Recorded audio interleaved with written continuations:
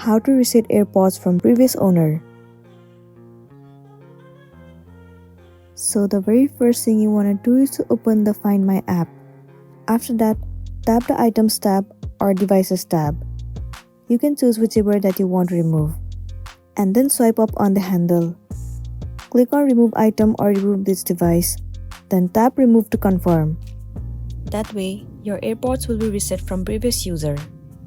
The next thing you can also do is open the AirPods case. Press and hold the setup button on the back of the case. Keep holding the button until the light flashes white. Once the light flashes white, your AirPods are ready to be connected to a new device. You can pair them with your device like you would do with any new AirPods.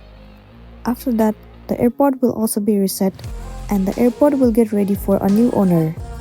And you'll be good to go. So that's all for today, and this was a tutorial video on how to reset AirPods from previous owner. Make sure to smash the like button and consider subscribing if you found this video helpful. And if you have any queries, you can drop it down in the comment section below. We'll see you in the next one.